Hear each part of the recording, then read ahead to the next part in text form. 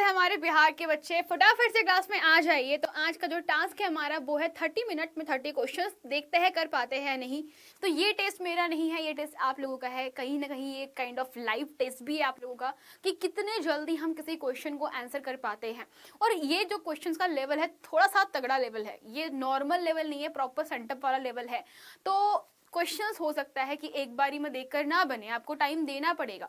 तो बच्चों, मैं आपसे एक उम्मीद करती हूँ कि जब भी ये क्वेश्चन सॉल्व कर रहे हो तो क्वेश्चन को 2 या 3 बार बार रिपीट करके पढ़ो, क्योंकि कई बार हम क्या करते हैं, जल्दबाजी में पूरा क्वेश्चन नहीं पढ़ते हैं, गलत टिक मार्क कर देते हैं और हमारा प्रश्न का उत्तर रॉन्ग हो जाता है। उससे बचने के लिए हमेशा प्रश्न पत्र को आपको 15 मिनट पहले दे दिया जाता है, ताकि आप अच्छे से पेपर पढ़ ले और जब वापस से पेपर पढ़े तो आपको क्वेश्चंस के आंसर दिमाग में रहे। ठीक है, स्टार्ट करें।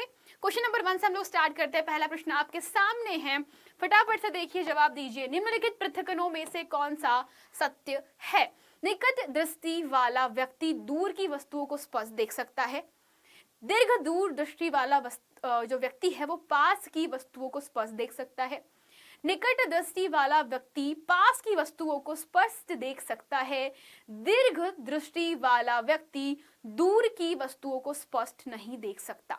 हम सभी जानते हैं निकट दृष्टि दोष में निकट की चीजें हमें साफ साफ दिखाई पड़ती है, दूर की नहीं दिखती। एंड दूर दृष्टि दोष यानी दीर्घ दृष्टि दोष के अंदर हमें जो दूर की वस्तु है वो दिखाई पड़ती है, साफ की वस्तु दिखाई नहीं पड़ती। तो जहां पर भी लिखा होगा कि निकट दृष्टि वाला व्यक्ति पास की वस्तुओं को स्पष्ट देख सकता है और दीर्घ दृष्टि वाला व्यक्ति जो है वो दूर की वस्तुओं को स्पष्ट देख सकता है, वही हमारे प्रश्न का उत्तर होगा। तो इन चारों के ऑप्शन में आप लोग एक ही उत्तर को सही देख सकते हो, जहां पर लिखा है निकट दृष्टि वाला व्यक्ति सिर्फ पास की वस्तुओं को ही स्पष्ट तरीके से देख सकता है, वो दूर की चीजों को नहीं देख सकता। यस, यही हम लोगों ने सीखा था कि निकट दृष्टि दोष वाला जो व्यक्ति होता है उसको पास की चीजें अच्छे से दिखाई पड़ती है, दूर की नहीं दिखती। अगला क्वेश्चन, नेत्र लेंस की फोकस दूरी में वृद्धि हो जाती है जब नेत्र की पेशियां शिथिल होती है, लेंस पतला हो जाता है, सिकुड़ती है, लेंस मोटा हो जाता है।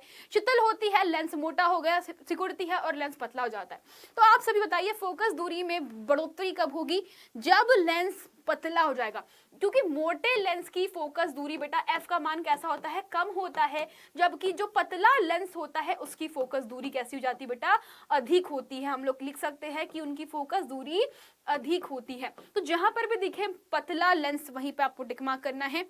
तो जहां पर पतला लेंस दिखाई, तो आप लोग देख सकते हो कि हमारे जो नेत्र लेंस की फोकस दूरी में वृद्धि हो जाती है जब नेत्र की पेशियां शिथिल होती है, तो लेंस पतला नहीं होगा, फैल जाएगा, जो कि रॉन्ग है।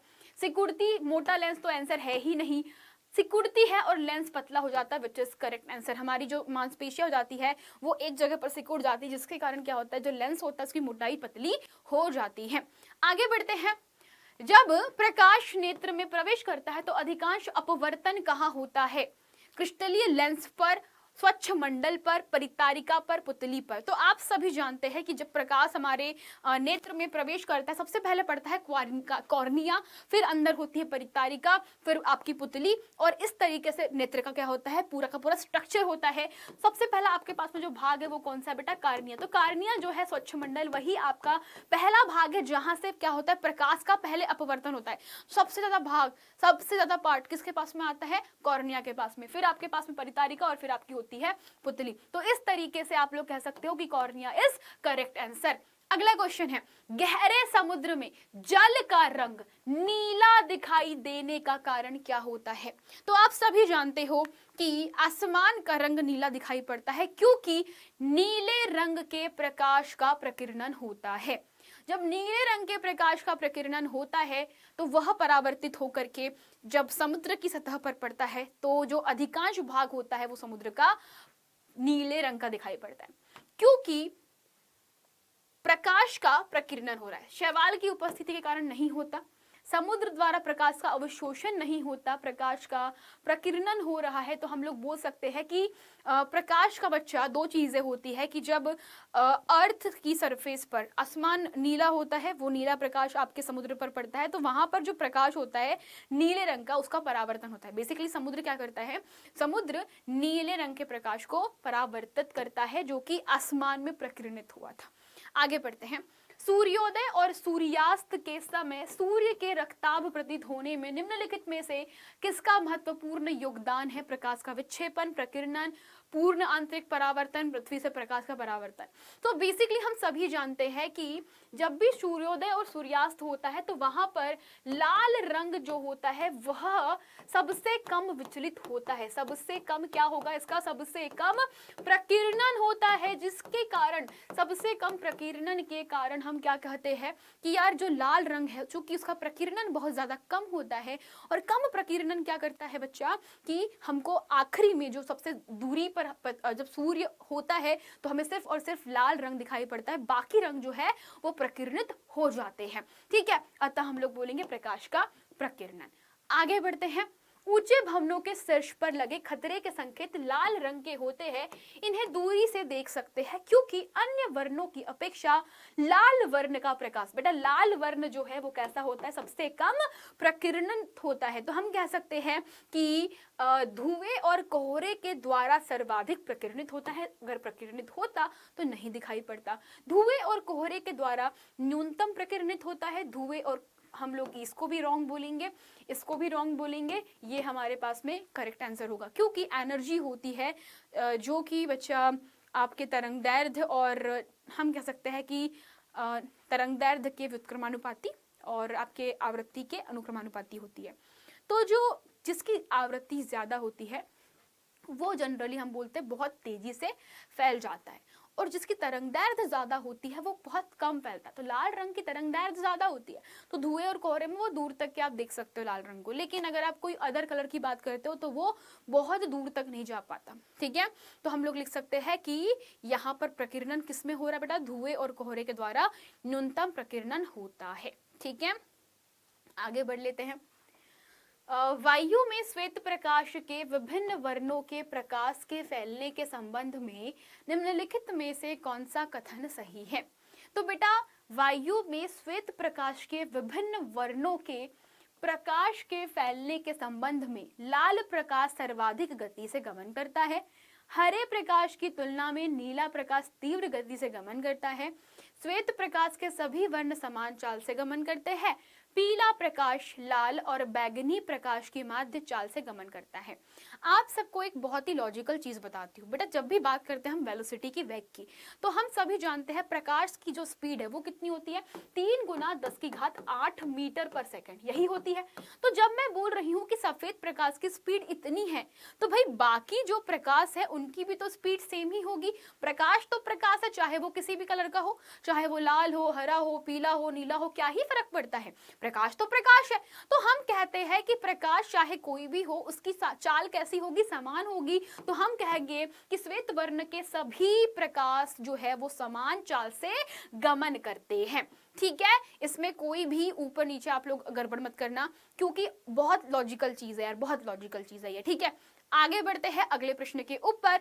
स्वच्छ आकाश नीला प्रतीत होता है क्योंकि नीला प्रकाश अवशोषित होता है। पराबैंगनी विकिरण वायुमंडल में अवशोषित होती है। वायुमंडल द्वारा सभी वर्णों के प्रकाश की तुलना में बैगनी नीला प्रकाश अधिक प्रकीर्णित होता है। ठीक है, और हमारे पास लिखा है वायुमंडल द्वारा बैगनी नीले प्रकाश की तुलना में अन्य सभी वर्णों का प्रकाश अधिक प्रकीर्णित होता है। तो आप सभी लोग जानते हो कि बैगनी रंग और जो नीला रंग होता है इनकी तरंगदैर्ध्य सबसे कम होती है। तो जब प्रकाश आता है ना, जब प्रकाश आता है तो बेटा प्रकाश के 7 रंगों में से लाल, पीला, हरा ये जो होते हैं वो अर्थ की सरफेस पर पहुंच जाते हैं। ये अर्थ की सरफेस पर पहुंचते हैं, इसी कारण से हमको सूरज का जो रंग होता है वो पीला दिखाई पड़ता है दोपहर के टाइम पर। बट जो नीला और बैगनी रंग होता है उसका क्या होता है? प्रकीर्णन हो जाता है, जिसके कारण हमें आकाश जो है वो किस रंग का दिखाई पड़ता है बेटा? आकाश का जो कलर होता है वो हमें ब्लू दिखाई पड़ता है, क्योंकि पीला रंग, रेड रंग एंड नारंगी रंग तो हमारे पृथ्वी पर पहुंच गया, वो तो सीधा डायरेक्ट हमारे आंखों पे पड़ता है। तो सूरज हमारी आंखों से येलोइश दिखाई पड़ता है। तो येलो के अंदर कौन से बेसिक कलर होते हैं? लाल, नारंगी और पीला। तो वो दोपहर के टाइम में हमारे पृथ्वी पर सीधे आते हैं, लेकिन बाकी जो कलर होता है वो क्या होता है, प्रकीर्णित हो जाते हैं, जिसके कारण आकाश के जो बादल वगैरह जो होता है हमारे पास, बेटा जो आसमान है वो का कलर क्या हो जाता है, वो बैगनी बैगनी हो जाता है या नीला नीला बोल सकते हैं। तो हम लोग लिख सकते हैं कि अन्य सभी वर्णों के प्रकाश की तुलना में बैगनी और नीले रंग का प्रकाश अधिक प्रकीर्णित होता है। ठीक है, जो फैलेगा वही दिखेगा। ठीक है, अगला क्वेश्चन, तारों के टिमटिमाने का मेन कारण क्या होता है? वायुमंडलीय जली बूंदों का विक्षेपन, वायुमंडल में परिवर्ती अपवर्तनांकों की विभिन्न परतों द्वारा प्रकाश का अपवर्तन, वायुमंडलीय धूलकण द्वारा प्रकाश का प्रकीर्णन, या बादलों के द्वारा आंतरिक परावर्तन। तो तारे टिमटिमाते हैं वायुमंडलीय, हम कह सकते हैं परावर्तन के कारण। तो जहां पर भी आपको दिख रहा है बेटा, सॉरी परावर्तन बोल रही हूँ, अपवर्तन के कारण, तो हम कह सकते हैं कि विभिन्न परतों के द्वारा क्या होता है, जब एक प्रकाश किरण जब एक माध्यम से दूसरे माध्यम में प्रवेश करती है तो माध्यम बदलने पर उसका अपवर्तन होता है। मतलब कि वो माध्यम बदलने से वो अपना पथ जो है, यानी प्रकाश का जो झुकाव है वो बदलते रहता है, जिसके कारण हमें ऐसा प्रतीत होता है कि तारा क्या कर रहा है, टिमटिमा रहा है। Option number B. अगला क्वेश्चन आपके पास में है, इंद्रधनुष बनने में प्रकाश की कौन सी परिघटनाएं सम्मिलित होती है? परावर्तन, अपवर्तन, विक्षेपन, परावर्तन, विक्षेपन, पूर्ण आंतरिक परावर्तन, परावर्तन, अपवर्तन, विक्षेपन, आंतरिक परावर्तन, विक्षेपन, प्रकीर्णन, पूर्ण आंतरिक परावर्तन। इंद्रधनुष जब बनता है तो पानी की जो बूंद होती है सबसे पहले वो क्या होती है बेटा, वो वर्ण विक्षेपित होती है। सबसे पहला काम क्या होता है उसमें, वर्ण विक्षेपन, और दूसरा चीज होता है बेटा अपवर्तन। तो हम बोलेंगे अपवर्तन होगा, वर्ण विक्षेपन होता है, और ये जो प्रकाश की किरणें होती है बेटा वो क्या होती है, वो 2 बारी प्रकाश की बूंदे क्या होगी, प्रकीर्णित, मतलब उसका परावर्तन होता है, वो भी कैसा, पूर्ण आंतरिक परावर्तन, जिसमें हम लोग कहते हैं कि एक ही माध्यम से पूर्ण आंतरिक परावर्तन हो रहा है। बेसिकली पूर्ण आंतरिक परावर्तन क्या होता है, इसका मतलब होता है कि जैसे मान लीजिए हमारे पास में एक माध्यम से दूसरे माध्यम में प्रकाश किरण जाती है, तो एक माध्यम से दूसरे माध्यम में प्रकाश किरण जब ऐसे कौन से गुजरे कि आने वाला प्रकाश किरण बेटा उसी माध्यम से परावर्तित हो जाता है, दैट इज कॉल्ड पूर्ण आंतरिक परावर्तन। कहने का मतलब प्रकाश को जाना ऐसे चाहिए था, लेकिन ऐसे ना जा करके वो उसी माध्यम में क्या हो गया बेटा, परावर्तित हो गया है, और वो इसे हम लोग बोलते हैं पूर्ण आंतरिक परावर्तन। तो 3 चीजें लगेगी, अपवर्तन, विक्षेपन और पूर्ण आंतरिक परावर्तन। ओके, चलो आगे बढ़ते हैं हम लोग। अगला क्वेश्चन आपके सामने है, चित्र में दर्शाए अनुसार कोई भी 3 विद्युत परिपथों में से सेल, प्रतिरोध कुंजी और एमीटर विभिन्न प्रकार से व्यवस्थित है, तो आप बताइए एमीटर के द्वारा रिकॉर्ड की गई धारा कितनी होगी? क्वेश्चन है, 4 ऑप्शन है, 1 में अधिकतम, 2 में अधिकतम, 3 में अधिकतम, सभी प्रकरणों में समान होती है। तो इसको हम कह सकते हैं कि यार जब बात कर रहे हैं हम लोग 3 विद्युत परिपथों की, तो क्वेश्चन के अनुसार अगर आप लोग ध्यान से देखें, अमीटर का काम क्या होता है, धारा को मापना, इसका काम होता है धारा का मापन। और जब हम बात करते हैं धारा के मापन की, तो जब धारा मापी जाती है तो इसे हम लोग हमेशा श्रेणी क्रम में संयोजित करते हैं। श्रेणी क्रम यानी उसी तार में संयोजित करेंगे जिसमें हमें क्या करना है, मेजरमेंट करना होता है, तो इसे हम लोग बोलते हैं श्रेणी क्रम। तो आप देख सकते हो कि पहले वाले में भी यह श्रेणी क्रम में लगा हुआ है, दूसरे वाले चित्र में भी आप इसको श्रेणी क्रम में देख रहे हो। बैटरी के ऋण सिरे से एमीटर का ऋण सिरा, एमीटर का धन सिरा बैटरी के धन सिरे से। तीसरे वाले एग्जाम्पल में बैटरी का धन सिरे से धन, एमीटर का, एमीटर के ऋण से बैटरी का ऋण।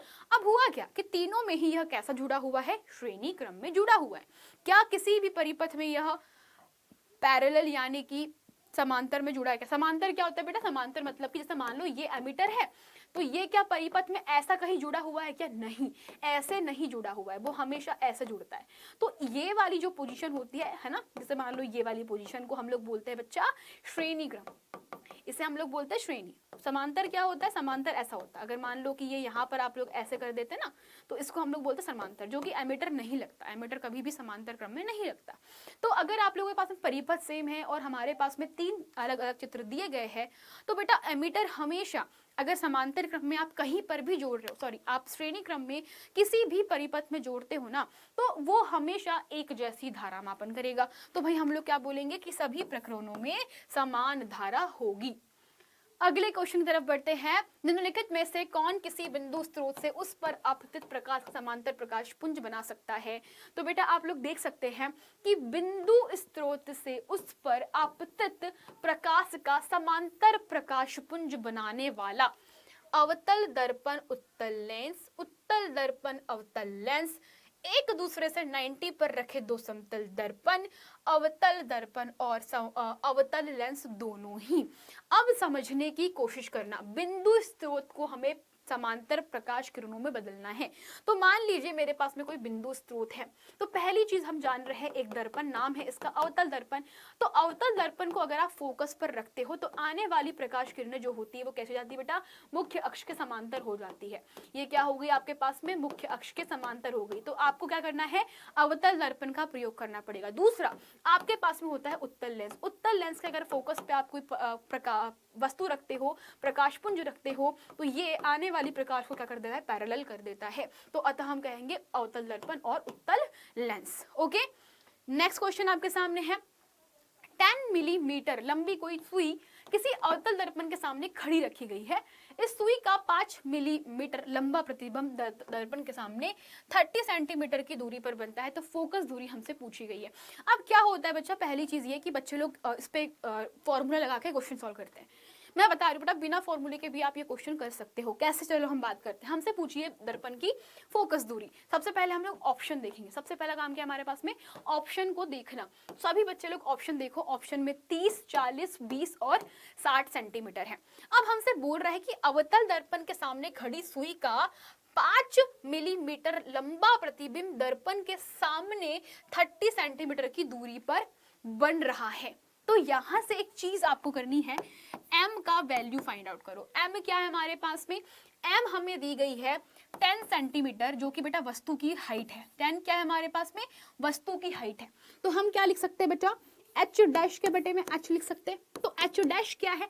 h डैश हमारे पास में basically nothing but height of image of that object है। फिर हमारे पास में ये सूत्र को हम दर्शाते हैं v के बटे में u से, माइनस वी बाई यू से। तो माइनस वी बाई यू क्या शो कर रहा है? बेसिकली ये हमें बता रहा है कि हमारे पास में ये आवर्धन क्षमता है। किसके लिए? दर्पण के लिए। तो अवतल दर्पण के सामने खड़ी 10 मिलीमीटर की लंबी सुई है। इस सुई का कितना लंबा बेटा प्रतिबिंब? 5 मीटर लंबा प्रतिबिंब दर्पण के सामने 30 सेंटीमीटर की दूरी पर बन रहा है। मतलब कि हम बोल सकते हैं हमें गिवन है क्या? प्रतिबिंब, यानी कि v का वैल्यू। v का वैल्यू कितना है? 30 सेंटीमीटर, जो कि नेगेटिव वैल्यू रहेगा। और हमें हाइट दी हुई है ना, हमें h का वैल्यू गिवन है जो कि 10 मिलीमीटर है। और हमारे पास में 10 mm और इसका 5 h डैश का वैल्यू कितना है बेटा? 5 mm है। तो आप सबसे पहले काम क्या करोगे? सबसे पहला काम आपके पास में होगा कि इस सूत्र का प्रयोग करो। किसका बेटा? आवर्धन ये होता है। इस सूत्र के प्रयोग से आप सबसे पहले काम करोगे, हमको u का वैल्यू फाइंड आउट करना। हमको क्या करना है बच्चा? हमको वस्तु किस दूरी पर रखी गई है ये फाइंड आउट करना है। तो सबसे पहला काम आप लोग क्या करोगे? इस सूत्र के मुकाबले h डैश के बटे में h बराबरी से माइनस v, जो कि हमारे पास में गिवन है -30, डिवाइडेड बाय u हमें पता नहीं है, h के बटे में h डैश है, h के बटे में h डैश। तो h डैश कितना वैल्यू गिवन है? h डैश का वैल्यू है 5 और h है हमारे पास में 10। और h डैश हमारे पास में जो होगा वो, क्योंकि दर्पण के सामने बन रहा है तो प्रतिबिंब हमेशा हम लोग नेगेटिव लेते हैं दर्पण के सामने वाला, तो ये हो जाएगा हमारे पास में नेगेटिव। तो h डैश विल बी -5। ठीक है, सो माइनस से माइनस कैंसिल आउट हो गया। हमारे पास में u का वैल्यू आ जाएगा 30 multiply by 10 divided by 5 negative में, तो 5 दूना 10, तो u का वैल्यू आ गया आपके पास में 60 mm। u का वैल्यू कितना आ गया बेटा? u का वैल्यू आ गया आपके पास में, सॉरी हमारे पास में गिवन है यहाँ पे 60 mm मत करना, यहाँ पर 30 सेंटीमीटर है। 30 सेंटीमीटर को हमको सबसे पहले mm में कन्वर्ट करना पड़ेगा। तो 30 सेंटीमीटर इज इक्वल टू बच्चा, आप लोग इसमें 10 का मल्टीप्लाई कर दीजिए, तो यहाँ पर 10 का मल्टीप्लाई कर दीजिए, तो अब आपके पास में सही उत्तर आएगा। तो 3 दूना 6, तो 600 mm पर आपकी क्या बन रही है बेटा? प्रतिबिंब बन रही है। मतलब कि लगभग 60 सेंटीमीटर पे क्या बन रहा है?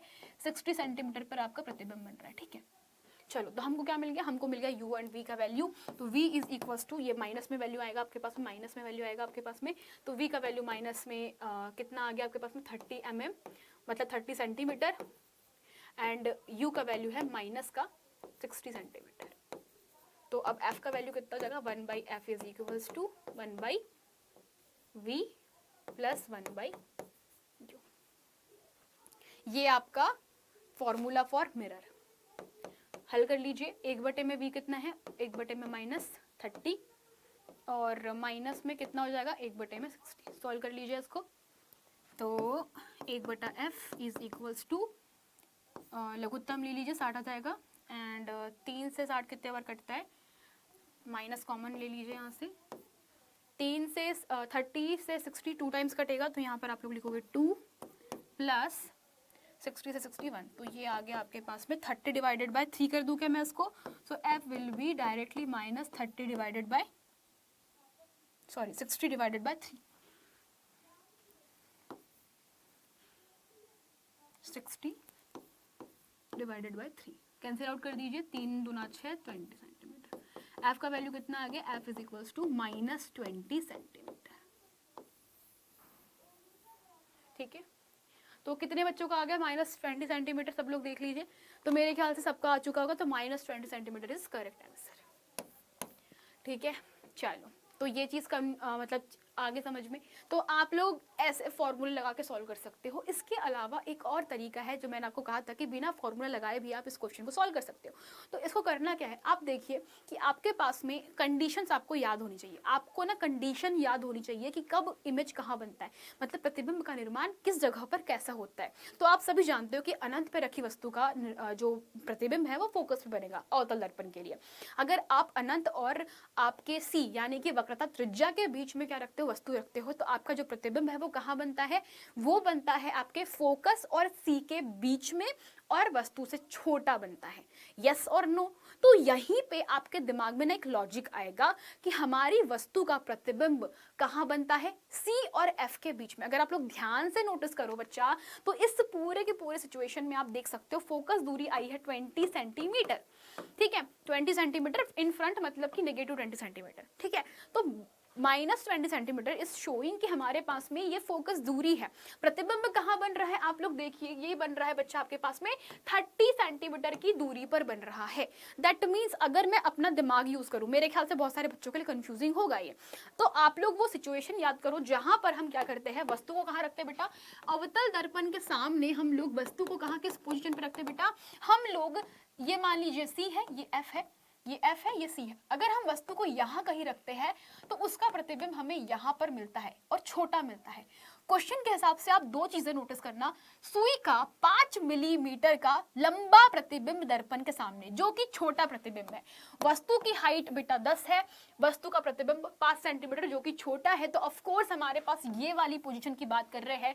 कहने का मतलब कि 30 सेंटीमीटर से कम जो भी वैल्यू होगी, क्योंकि अगर ये 30 सेंटीमीटर है, सब लोग देखो, अगर यहां से लेकर यहां तक की वैल्यू 30 सेंटीमीटर हो गई, लॉजिक, अगर C और F के बीच में हमारे पास प्रतिबिंब बनता है और यहां से लेकर के P तक की दूरी कितनी 30 सेंटीमीटर है, तो फोकस दूरी 30 से कम होगी। आप अरे भाई यहां से यहां तक 30 है, तो ये और ये कम होगा ना। तो इस पूरे के पूरे ऑप्शंस में जो भी 30 से कम वैल्यू है उस पर आपको टिक मार्क करना है। ये सोचने में आपको बेटा बड़ी मुश्किल से 30 सेकंड लगेंगे और ऐसे ही क्वेश्चन सॉल्व करना होता है ऑब्जेक्टिव में। बच्चा पूरा का पूरा टाइम जो होता है वो न्यूमेरिकल करने में खत्म कर देता है। तो ये चीज़ और ट्रिक्स आपको बहुत काम आएगी। अगर आप लोग सच में दर्पण को समझ चुके हैं तो ये बेटा बहुत चुटकी बजाने का खेल है। अगला क्वेश्चन, निम्नलिखित में से किस स्थिति में कोई अवतल दर्पण बिंब से बड़ा वास्तविक प्रतिबिंब बना सकता है। तो अवतल दर्पण कब बनाता है बेटा, अवतल दर्पण जब हमारे पास में F और P के बीच वस्तु होती है ना, F और P के बीच जब वस्तु होती है तब सबसे बड़ा प्रतिबिंब बनेगा और काल्पनिक होता है। तो जब बिंब दर्पण के वक्रता केंद्र पर हो, ठीक है, सॉरी यहाँ पर लिखा है कि बिंब से बड़ा वास्तविक प्रतिबिंब, सॉरी फॉर दैट, एक गलती कर दी मैंने। तो यहाँ पर बच्चों आप लोग लिख सकते हो कि हमारे पास में फोकस पर जब होगा, फोकस के पहले सी पर, सी और एफ के बीच में जब हमारी वस्तु होगी तब सबसे बड़ा प्रतिबिंब बनेगा। तो बेसिकली हम लोग कहते हैं कि हमारे पास में वस्तु से बड़ा वास्तविक प्रतिबिंब हमें सी और एफ के बीच में अगर वस्तु रखोगे तब मिलेगा, ठीक है। यहाँ तो काल्पनिक मिलेगा, काल्पनिक मिलेगा, और हमें वास्तविक पूछा गया है। यहाँ हमसे पूछा वास्तविक प्रतिबिंब, फोकस पे तो हमें अनंत पे मिलता है जो कि हमारे काम का नहीं है, तो हमें सी और एफ के बीच में रखना पड़ेगा। जहां पर भी दिखे आपको सी और एफ, यानी ये वाला ऑप्शन सही है।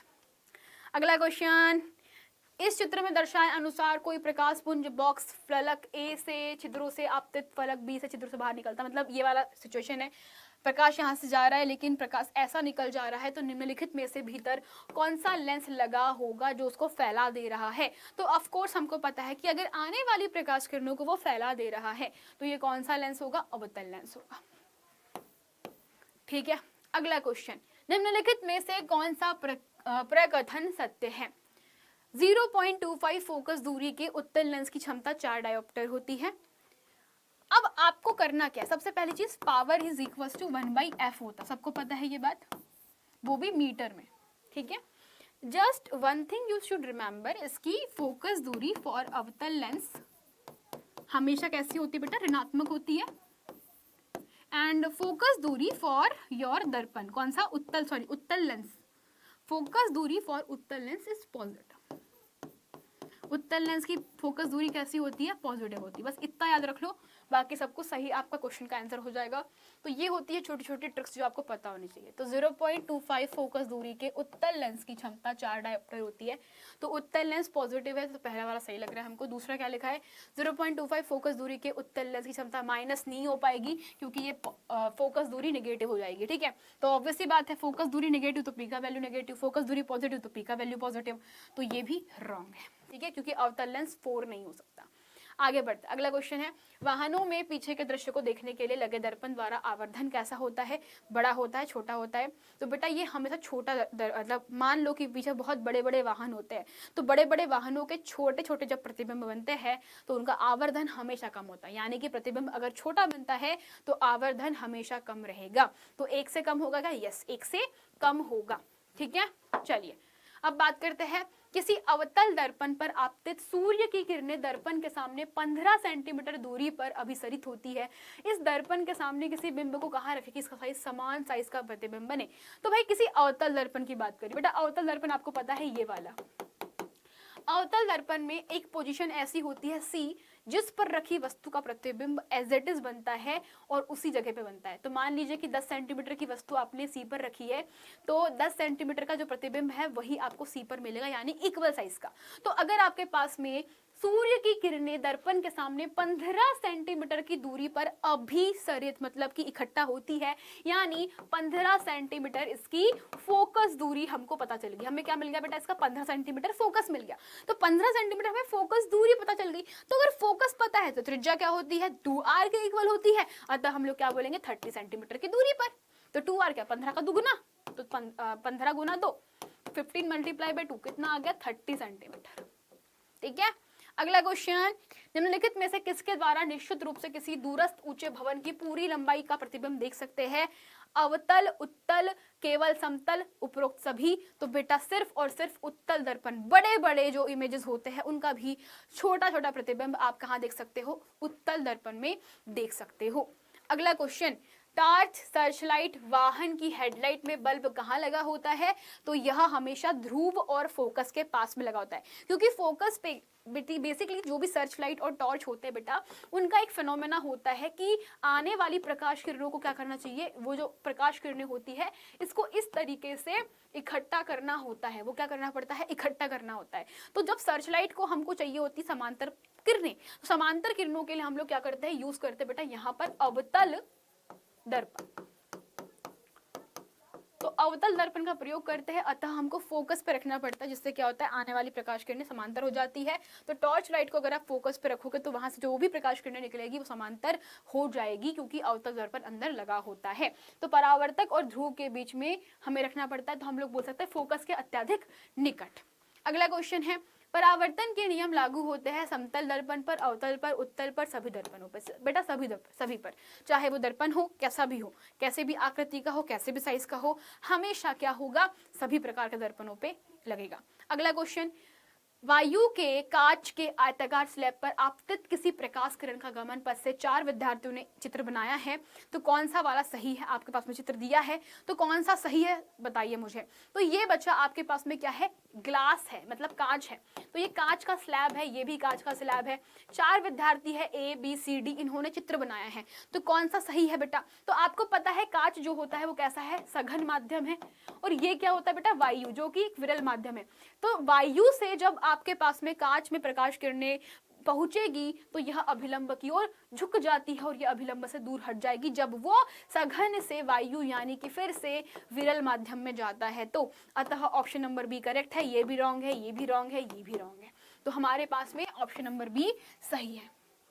अगला क्वेश्चन, कोई बच्चा किसी जादुई दर्पण के सामने खड़ा है, वो ये देखता है कि उसके प्रतिबिंब में उसका सर बड़ा दिख रहा है, उसके शरीर का मध्य भाग साइज में समान है और पैर छोटे दिख रहे हैं। तो पहली चीज, जहां पर बड़ा प्रतिबिंब बन रहा है ऑफ कोर्स वो अवतल दर्पण होगा।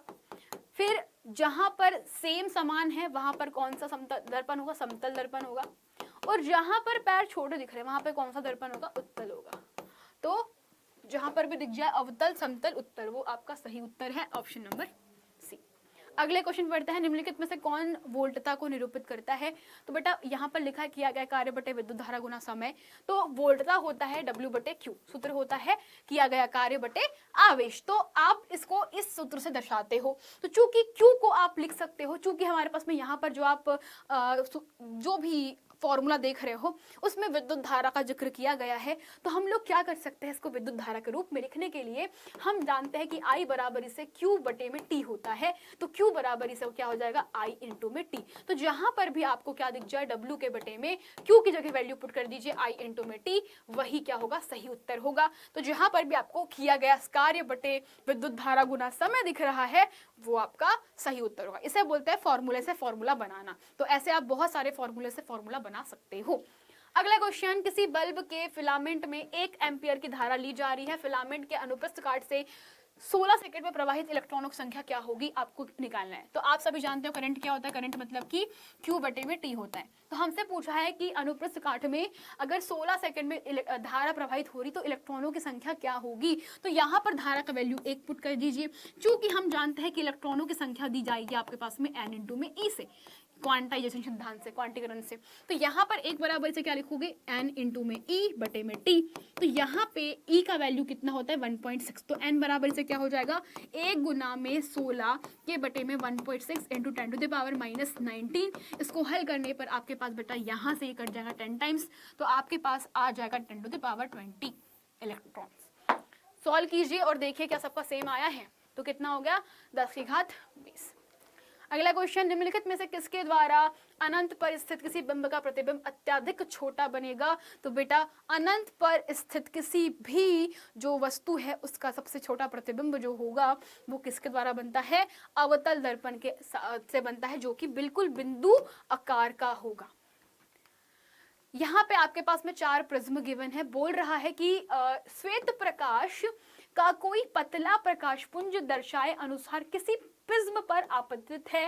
नीचे दिए गए किस प्रकरण में प्रकाश के विक्षेपण के पश्चात शीर्ष से तीसरा वर्ण आकाश के वर्ण के तदनुरूपी है? और यहाँ पर हमें बोला है कि हमें आधार BC लेना है, मतलब कि हमें त्रिभुज लेना है ऐसा। ये है A, ये है BC, तो इसे हमेशा हमें क्या लेना है? आधार की भांति ट्रीट करना है। ये हमारा क्या है? आधार है। सबसे पहले चित्र पे पहुंचते बेटा, ये है हमारे पास में आधार। क्वेश्चन के हिसाब से हमें बोल रहा है कि तीसरे नंबर पर यानी कि ऊपर से 3rd नंबर पे कौन सा प्रकाश आना चाहिए? नीला प्रकाश आना चाहिए। ठीक है, चलिए देखते हैं 1 बाय 1। तो यहां से जब परावर्तन होगा तो सबसे ऊपर मिलेगा आप लोगों को बेटा लाल, है ना, और सबसे नीचे रहेगा बैंगनी। तो बैजानी, तो नीला बेटा यहाँ पे आधार से तीसरे नंबर पे मिला है। क्वेश्चन में बोला है शीर्ष से तीसरा, शीर्ष मतलब कि ऊपर से नीचे, और आधार ये है, तो आधार से तीसरा नीला है। और अगर आप ध्यान से देखें तो लाल, नारंगी, पीला और हरा, तो यहाँ पे बेटा जो हरा रंग होगा वो शीर्ष से चौथे नंबर पर है। दूसरा हम लोग देख लेते हैं, ये हमारे पास में आधार हो गया, ठीक है, ये इसका शीर्ष हो गया। तो यहाँ पर आने वाली प्रकाश किरणें जो होगी वो कैसी होगी बेटा, वो कुछ इस प्रकार से फैलेगी, जैसे कि आप लोग देख रहे हो। आने वाली प्रकाश किरणें जो है यहाँ पर होगा आपके पास में लाल रंग, और नीचे होगा सबसे बैंगनी रंग, और जो नीला रंग होगा वो इसके पास में होगा, नीला यहाँ पर होगा और यहाँ पर हरा रंग होगा। तो आप सभी जानते हो बैंगनी, जामुनी, नीला, हरा, पीला, नारंगी और लाल। तो हमें चाहिए शीर्ष से तीसरा, जो कि फिर गलत हो गया हमारे पास में। तो हमारे पास में अब ये वाली सिचुएशन देखते हैं हमारे पास में, ठीक है। तो अब यहाँ से प्रकाश गया, ये हमारे पास में आधार है, यानी शीर्ष यहाँ हो जाएगा। तो प्रकाश जब इस तरीके से परावर्तित हुई है, तो आप सभी लोग देख लीजिए, हमारे पास में यहाँ पर क्या होगा, लाल रंग होगा, यहाँ पर नारंगी होगा, नारंगी, पीला, हरा, नीला, जामुनी, बैंगनी। तो आप सभी देख लीजिए ऑप्शन नंबर तीसरा, सभी लोग ध्यान से देखो, सभी लोग इसको ध्यान से देखो, इस वाले को ध्यान से देखो। हमारे पास में 7 रंग होते हैं, शीर्ष हमारे पास में कौन है बेटा, शीर्ष हमेशा ए रहेगा, ये क्या हमारे पास में शीर्ष है। तो हमें शीर्ष से तीसरा रंग नीला चाहिए, हमें शीर्ष से तीसरा रंग नीला चाहिए। अतः हम लोग बोलेंगे ए बी सी में यहाँ पर सबसे नीचे यहाँ पर रहेगा लाल रंग आपके पास में। आप लोग देखो प्रकाश किरण ऐसे जा रही है, तो परावर्तन के पश्चात हमारे पास में क्या रहेगा बच्चा, यहाँ पर इस तरफ, सॉरी उल्टा बना दिया क्या मैंने, नहीं, प्रकाश किरण ऐसी जाएगी और यहां से ये इस तरीके से परावर्तित होगी, ठीक है। चलिए ओके,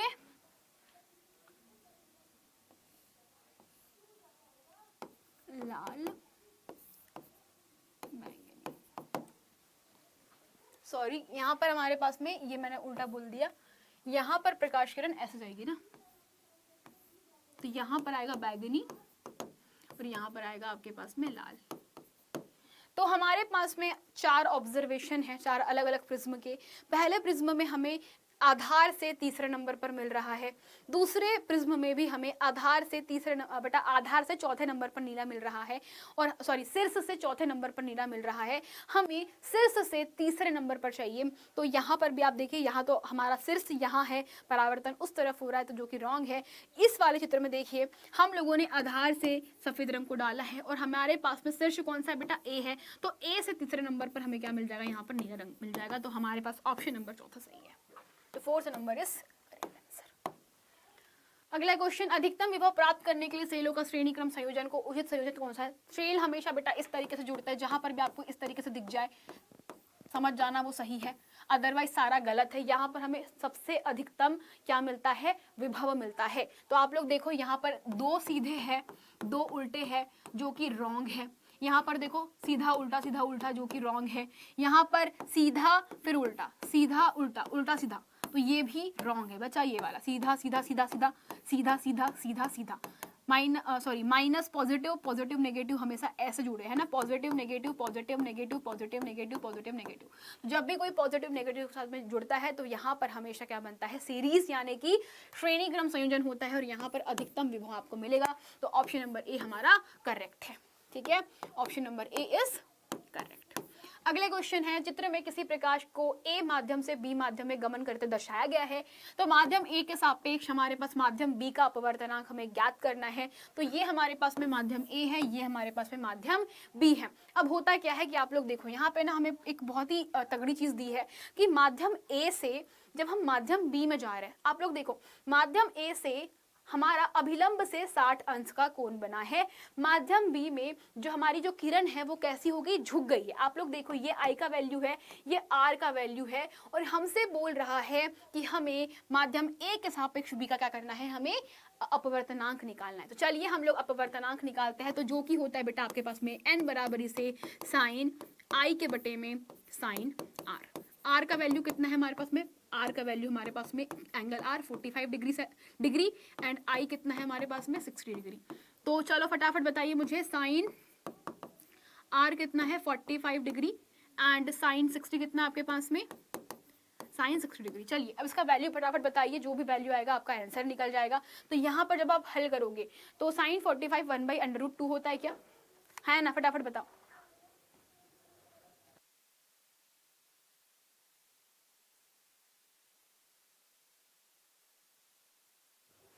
तो हमारे पास में साइन 60 का वैल्यू कितना होता है भाई? तो हमारे पास में साइन 60 का वैल्यू होता है बच्चा कितना, √3/2, है ना? तो n का वैल्यू कैसे निकालोगे आप? n का वैल्यू होगा यहाँ पर √3/2 साइन 45 1/√2। सॉल्व कर लीजिए इसको। तो हम इसको लिख सकते हैं यहाँ पर √3 के बटे में 2 गुना में √2 डिवाइडेड बाय 1। तो यहाँ पे 2 को आप लोग किससे काट सकते हो बेटा? यहाँ पर √2 से √2 कट जाएगा बच्चा √2, तो आंसर आएगा हमारे पास में √3 के बटे में √2। तो जहाँ पर भी आपको दिखे वो सही आंसर हो जाएगा, यानी ऑप्शन नंबर ए। अगले पे बढ़ते हैं बच्चा। तो ये आपके पास में टोटल क्वेश्चंस थे। आई होप कि आपको यहाँ तक समझ में आया होगा। दैट्स इट बच्चा फॉर टुडे। हम लोगों ने लगभग 30 मिनट में 30 क्वेश्चन करने की कोशिश करी, बट मैंने आपको एक्सप्लेनेशन भी दिया था, बहुत सारी क्वेश्चंस के ट्रिक्स भी बताए।